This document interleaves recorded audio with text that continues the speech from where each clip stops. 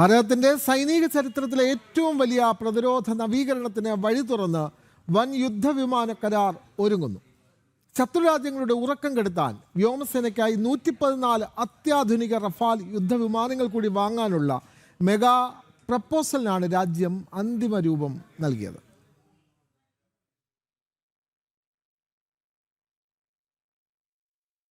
ഭാരതത്തിന്റെ വ്യോമാതിർത്തികൾക്ക് ഇനി ഫ്രഞ്ച് നിർമ്മിത റഫാൽ വിമാനങ്ങൾ കാവൽക്കോട്ട ഒരുക്കും. ഭാരതീയ വ്യോമസേനയുടെ ചരിത്രത്തിലെ ഏറ്റവും വലിയ യുദ്ധവിമാന ശേഖരണത്തിനാണ് കേന്ദ്ര പ്രതിരോധ മന്ത്രാലയത്തിന്റെ മേൽനോട്ടത്തിൽ അണിയറയിൽ ഒരുക്കങ്ങൾ പൂർത്തിയാവുന്നത്. അംബാലയിലും ഹാഷിമാരയിലുമായി നിലവിലുള്ള 36 റഫാൽ വിമാനങ്ങൾക്ക് പുറമെ 114 റഫാൽ ഫൈറ്റർ ജെറ്റുകൾ കൂടി വാങ്ങാനുള്ള 3.25 ലക്ഷം കോടിയുടെ ഭീമൻ പ്രപ്പോസലാണ് ഇപ്പോൾ അന്തിമഘട്ടത്തിൽ എത്തി നിൽക്കുന്നത്. ഭാരതീയ വ്യോമസേനയ്ക്ക് മാത്രമല്ല, സമുദ്ര അതിർത്തികളിൽ ചൈനീസ് കടന്നുകയറ്റങ്ങളെ പ്രതിരോധിക്കാൻ ഭാരതീയ നാവികസേനയ്ക്കായി 26 റഫാൽ മറൈൻ ജെറ്റുകൾ വാങ്ങാനുള്ള നടപടികളും ഇതിനോടകം പുരോഗമിക്കുകയാണ്. പുതിയ 114 വിമാനങ്ങളുടെ കരാർ കൂടി കേന്ദ്ര മന്ത്രിസഭയുടെ സുരക്ഷാ സമിതി അംഗീകരിക്കുന്നതോടെ ഭാരതത്തിന്റെ ആകെ റഫാൽ യുദ്ധവിമാനങ്ങളുടെ എണ്ണം 176 ഉയരും. ഒരേ സമയം വ്യോമസേനയ്ക്കും നാവികസേനയ്ക്കും ഒരേ അത്യാധുനിക വിമാന പ്ലാറ്റ്ഫോം ലഭ്യമാകുന്നതോടെ ഭാരതത്തിന്റെ സംയുക്ത സൈനിക ശേഷി ഇരട്ടിയാകും. അതിർത്തികളിൽ ഒരേ സമയം ചൈനയിൽ നിന്നും പാകിസ്ഥാനിൽ നിന്നും ഉയർന്ന ഇരട്ട ഭീഷണികളെ പൂർണ്ണമായി നിഷ്പ്രഭമാക്കാൻ ഈ റഫാൽ വിന്യാസത്തിലൂടെ ഭാരതത്തിന് സാധിക്കും. ദീർഘദൂര മിസൈലുകൾ വഹിക്കാനുള്ള ശേഷിയും റഡാറുകളെ വെട്ടിക്കാനുള്ള അത്യാധുനിക സാങ്കേതിക